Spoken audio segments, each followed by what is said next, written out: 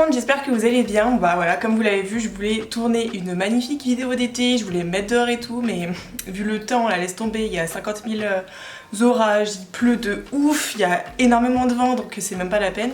Et du coup, je suis dégoûtée parce que j'ai même pas une super bonne luminosité, mais bon, tant pis, hein, on fera avec la lumière de chez moi. Bon bah du coup, comme vous l'avez vu dans le titre, on va voir comment tenir vos objectifs sur le long terme. Donc qu'il s'agisse du sport, qu'il s'agisse de votre travail, qu'il s'agisse d'un projet de vie, peu importe, comment est-ce que vous allez tenir sur le long terme. Moi, je vais l'appliquer au sport dans mon cas, mais considérez que vous pouvez l'appliquer dans n'importe quel domaine. Donc du coup, j'imagine que vous avez certainement déjà eu du mal, voilà, à être rigoureux, à tenir vos programmes d'entraînement, à avoir une alimentation équilibrée.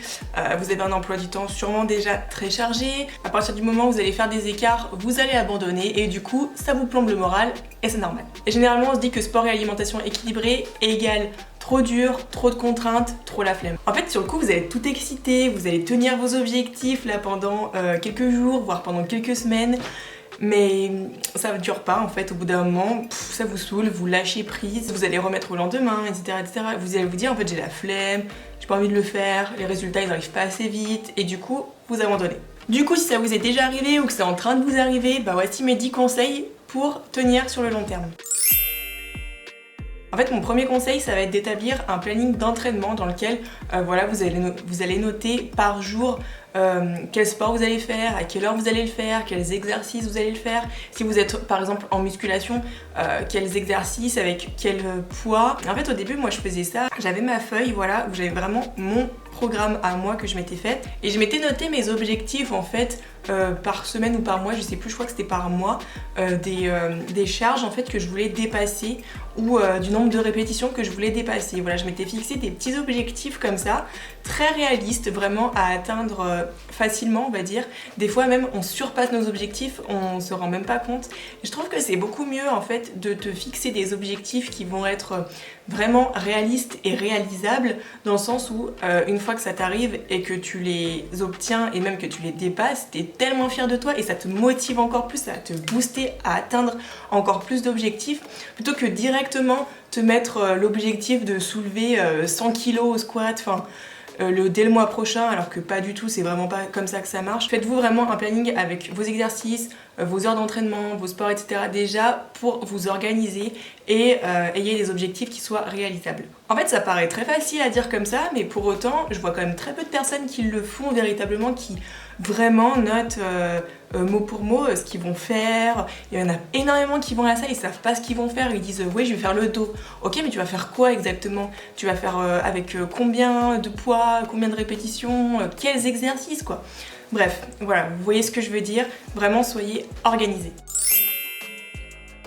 Mon deuxième conseil, ça va être de changer votre état d'esprit, de penser comme un champion. Penser comme un champion, pour moi, c'est vraiment vous dire qu'est-ce qu'un super athlète voilà, qui a gagné toutes ses médailles et toutes ses coupes ferait dans mon cas. Bah en fait, il se lèverait déjà. Il se trouverait pas d'excuses. Des fois, on se dit je suis trop fatiguée, je vais pas le faire. Mais en fait, c'est justement l'inactivité qui vous donne cette impression de fatigue. Alors qu'en réalité, si vous faites du sport, vous serez tellement plus tonique, tellement plus en forme. Vous voyez, vous contrebalancez la contrainte mentale que vous étiez mis au départ. J'en entends beaucoup aussi dire j'ai pas le temps. Moi aussi je l'ai fait, hein, j'ai pas le temps. Il y a 24 heures dans une journée les gars, il y a 24 heures dans une journée, tu te dis si je peux pas trouver 20 minutes pour faire du sport, c'est qu'il y a un problème. Après je peux comprendre que parfois il y a vraiment des journées où c'est vraiment beaucoup trop le rush et on fait beaucoup trop de choses et oui on est beaucoup trop fatigué pour le faire, là je peux comprendre. Mais généralement, voilà, on trouve quand même tous 20 minutes à faire et dites-vous bien que si vous commencez par faire les 20 minutes, des fois vous irez même au-delà. Moi ça m'est arrivé combien de fois, j'avais pas envie d'aller à la salle et je m'étais dit ok bon bah je vais faire ouais une demi-heure, bah au final je faisais 40 minutes ou alors je faisais 1 heure parce que je me rendais pas compte mais en fait j'étais capable de le faire. C'est juste t'as une sensation de fatigue mais il faut vraiment arriver à distinguer cette sensation de fatigue et cette vraie sensation que ton corps te dit je suis crevé, laisse-moi tranquille. Vraiment faites la distinction, mais généralement vous savez quand même quand vous êtes vraiment fatigué et quand c'est la flemme.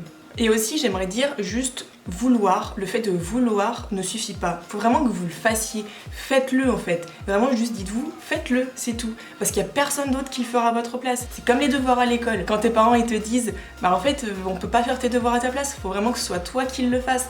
On peut t'aider et tout mais c'est toi en fait qui dois réviser, c'est toi qui dois faire tes exercices et te bouger en fait. Donc en fait c'est vraiment comme tout, c'est comme les études, c'est comme le métier. Dites-vous bien que les choses ne tombent pas du ciel, il n'y a personne qui va vous apporter sur un plateau ce que vous désirez, il faut vraiment bosser pour l'obtenir. Et surtout si vous faites quelque chose que vous aimez, ça sera beaucoup moins une contrainte de le faire, ça sera même un plaisir de le faire. Donc également à vous de trouver le sport ou vraiment l'objectif qui vous passionne en fait. Et c'est comme ça que vous atteindrez plus vite vos objectifs. Donc du coup, pour rebondir là-dessus, il y a un certain effort mental à fournir. Voilà, il y a une sorte d'autodiscipline à apprendre, hein. C'est comme les devoirs, je reprends cet exemple. Mais quand t'es petit et que tu fais tes devoirs avec tes parents, au bout d'un moment, en fait, un jour, il faut que tu les fasses tout seul. Donc il y a bien un moment donné où tu t'autodisciplines pour faire tes devoirs. Donc là, c'est exactement la même chose. Il y a un moment donné, il faut que ce soit vous et personne d'autre. Donc ça s'apprend, hein. Je dis pas que du jour au lendemain vous allez tout faire comme il faut, il y aura aucun problème et tout. L'autodiscipline c'est quelque chose qui s'apprend au quotidien, mais justement en vous fixant des objectifs petit à petit, vous les atteindrez rapidement et vous vous rendrez même pas compte. Du coup on arrive à mon troisième point qui est y aller petit à petit, genre slow down tu vois. Donc justement le fait de commencer par quelques petits entraînements par-ci par-là dans la semaine, plutôt que de faire 6 entraînements, de vous programmer 6 entraînements d'1 heure dans la semaine direct et vous y allez à fond, big intensité de hit, big charge, et donc là vous allez vous tuer, vous allez même vous dégoûter, donc ça sert à rien du tout. Moi, mon conseil c'est vraiment de ne pas brûler les étapes, d'y aller petit à petit. Par exemple moi j'ai commencé, j'en faisais 3 fois par semaine. Quand je voulais aller courir, j'allais courir petit à petit, je courais 20 minutes au début, puis après j'en ai fait 30, puis petit à petit 40, petit à petit 1 heure, et c'est vraiment en fait ces petits objectifs là, le fait de pas se dire tout de suite je vais être the big athlète, je vais être the champion et tout. Donc voilà, vraiment allez-y petit à petit, brûlez pas les étapes. En fait je sais que ça peut paraître nul dit comme ça de faire juste 20 minutes dans la journée, mais en fait c'est tellement important de juste le faire, parce qu'il y a tellement de personnes, même moi je sais, je l'ai déjà fait, de me dire 20 minutes, je vais pas faire une séance de sport que pour 20 minutes, tant pis je la ferai demain. Surtout ne pas faire ça, surtout si vous avez vos 20 minutes pour faire du sport, faites vos 20 minutes pour faire du sport. Ne procrastinez pas, ne remettez pas au lendemain. À force en fait de faire tous les jours, c'est vraiment comme ça que vous allez obtenir en fait cette habitude. Et voilà, en fait le but c'est de se forger l'habitude, parce que l'habitude ça vient pas comme ça, hein, donc il faut le faire régulièrement. Et à force de le faire, ça va devenir beaucoup plus naturel et du coup vous allez vraiment le faire tous les jours. Donc du coup quand je dis aussi y aller petit à petit, j'entends aussi ne pas faire trop d'entraînement, ne pas trop se restreindre niveau alimentation, parce que au final vous allez plus faire du mal à votre corps, et généralement c'est les personnes qui sont vraiment, je prends cet exemple là, mais qui sont vraiment mal dans leur peau, mal dans leur vie, et qui du coup veulent absolument faire le plus de séances possible, le plus d'alimentation clean possible pour vite atteindre leurs objectifs. Mais en fait vous allez plus faire du mal à votre corps qu'autre chose, et du coup parce qu'en fait vous n'allez pas partir sainement d'esprit là-dedans. Et vraiment je pense qu'il faut petit à petit se préparer en fait, comme je vous l'ai dit, mentalement, physiquement, on y va petit à petit tout en douceur. Et après, vous allez carburer, il n'y a pas de souci, mais au début, il faut vraiment que vous appreniez à habituer votre mental et votre corps en fait à ce que vous allez lui infliger entre guillemets pour plus tard. Voilà, parce que sinon, si vous partez direct avec un mal-être en fait en vous, vous n'allez pas forcément bien y arriver. Donc vraiment, ne brûlez pas les étapes, allez-y doucement, allez-y petit à petit, et vous verrez que oui, vous atteindrez vos objectifs, et oui, vous tiendrez sur le long terme. Parce que si vous commencez, si vous y jetez tête baissée, c'est sûr et certain qu'au bout d'un moment, ça va vous saouler, et ça va vous saouler très vite. Mon quatrième conseil, ça serait just show up. Voilà, pointez-vous à l'entraînement, rien que le faire, ce sera déjà la moitié du travail. Vous verrez, en fait, le plus difficile entre guillemets, c'est d'y aller. En fait ça paraît bête dit comme ça, mais le fait d'aller à la salle, ou le fait de vous lever de votre lit le matin et d'aller dans votre salon déjà tout habillé en tenue de sport, c'est énorme en fait. C'est vraiment la moitié du travail qui a été fait, et vous en rendez même pas compte. À partir du moment où vous êtes sur le point de rendez-vous, que vous êtes sur le terrain, vous n'avez pas le choix de le faire. Si vous restez chez vous par exemple, vous allez vous dire j'irai ce soir, j'irai peut-être demain en fait. Et non, en fait juste allez-y. Allez-y, ne vous laissez aucune procrastination dans votre tête, vous y allez. Moi quand je me mets mon hit à 6h30, 7h du matin, je me lève, je le fais en fait. Je me lève, je le fais. Et si jamais en fait je reste dans mon lit et que je me dis non je le ferai peut-être plus tard, non en fait je le ferai peut-être ce soir, ça va pas en fait, juste allez-y, ayez ce mental encore une fois de champion pour vous dire j'y vais, je le fais. Mon 5e conseil, ça va être ayez un objectif de régularité plutôt qu'un objectif chiffré de perte de poids par exemple. En fait, le truc c'est que vous connaissez pas votre corps, mais vous connaissez votre mental, on va dire, et c'est ce mental que vous allez essayer de forger petit à petit. Ça, vous pouvez le faire. Vous pouvez pas vous mettre comme objectif le mois prochain j'aurais perdu 5 kilos. Voilà, je dis n'importe quoi, le mois prochain j'aurais perdu 5 kilos. Vous connaissez pas votre corps, vous ne connaissez pas votre métabolisme, vous savez pas comment ça va réagir, et du coup si vous n'atteignez pas cet objectif, ça va vous dégoûter. Donc encore une fois, objectif réalisable, ok, mais objectif de régularité, c'est tellement important. Moi maintenant je me mets tellement des objectifs, je me dis voilà, cette semaine je vais faire tant d'entraînement et je vais faire tant d'entraînement de ça, ça et ça. Voilà, parce que j'essaye de varier le sport pour ma part l'été, et du coup je vais faire par exemple l'aquabike, le vélo, je vais aller courir, enfin bref, je fais plein de choses, mais je me dis surtout je vais faire mes 2 séances de vélo, je vais faire mes 2 séances de running, etc. en fait. Du coup, dites-vous bien que le résultat va dépendre de votre travail et non du potentiel que vous ne connaissez pas. Donc c'est bien plus sain et beaucoup moins frustrant.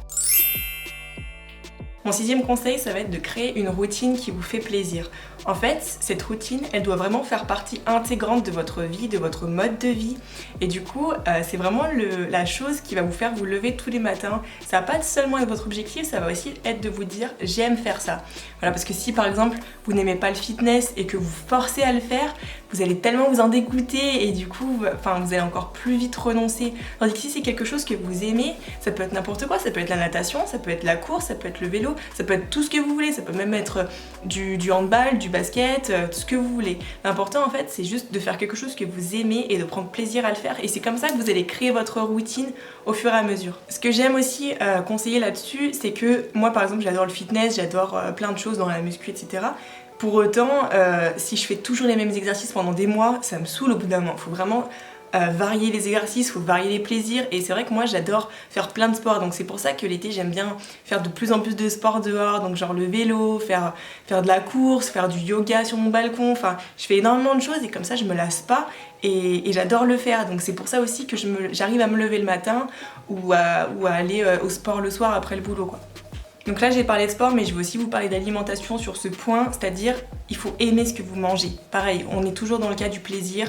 Manger déjà c'est un plaisir, donc si vous restreignez, si vous mangez des choses que vous n'aimez pas parce que vous vous dites oui mais c'est healthy, oui mais c'est sain, oui mais c'est comme ça que je vais perdre du poids, bah non en fait, le but c'est vraiment de toujours aimer ce que vous faites, c'est comme tout dans la vie, au mieux vous appréciez ce que vous faites, au mieux vous atteindrez vos objectifs.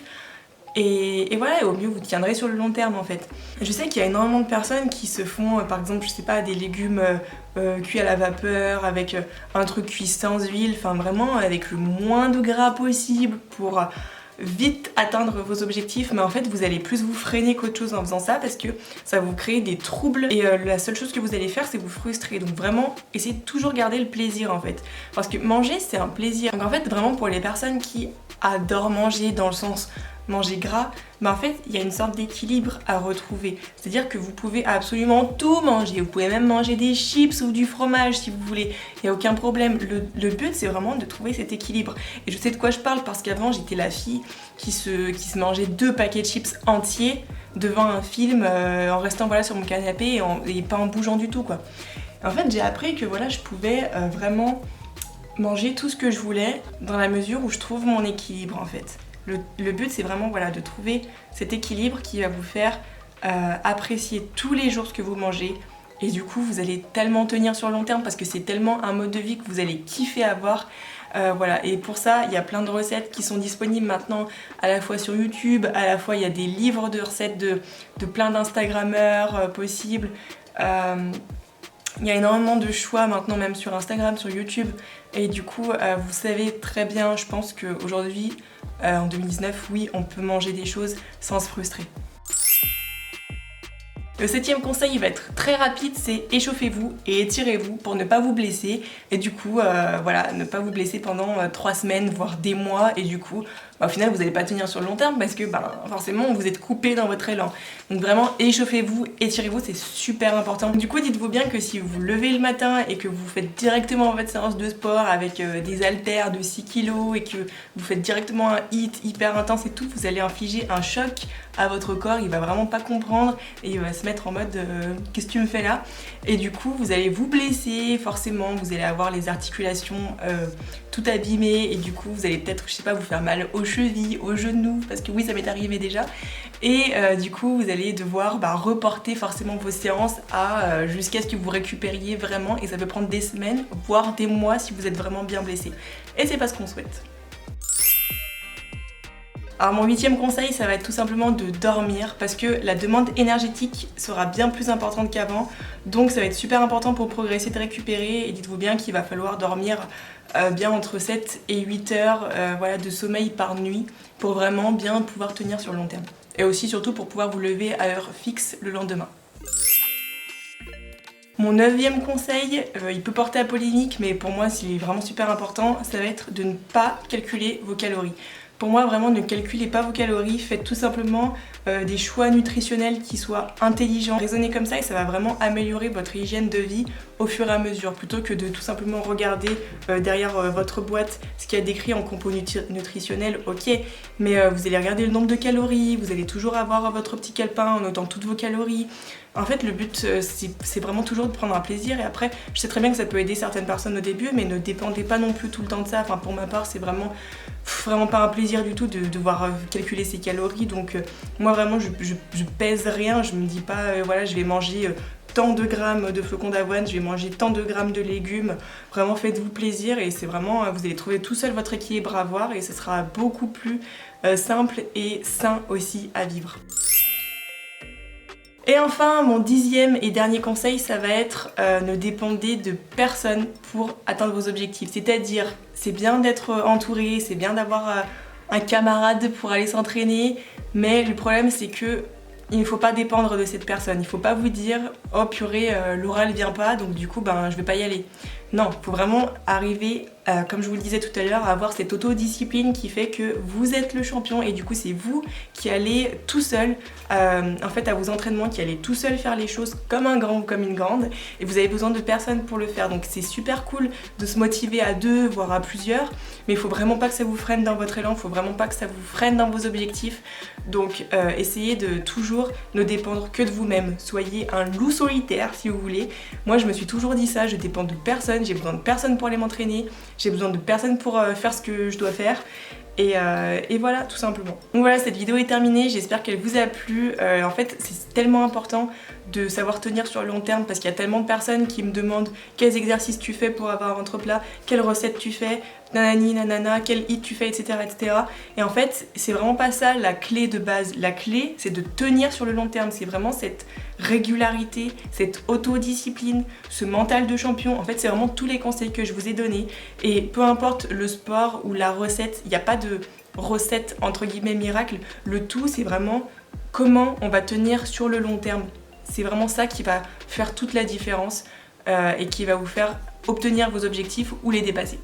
Voilà, du coup j'espère que cette vidéo vous a plu, que le décor ne vous a pas trop gêné, qu'il y avait assez de luminosité, etc. Si ça vous a plu, du coup n'hésitez pas à vous abonner, n'hésitez pas à liker parce que ça fait toujours plaisir. N'hésitez pas aussi à me suivre sur mes réseaux sociaux parce que c'est là où je poste le plus de contenu, le plus régulièrement sur Instagram. J'y suis tous les jours, genre everyday. Et dites-moi dans les commentaires si vous avez d'autres idées de vidéos à faire. Moi je pense notamment à comment rester motivé pendant les vacances, ça peut être bien, ou comment rester motivé pendant l'été parce que généralement voilà, on n'a pas forcément envie d'aller s'entraîner.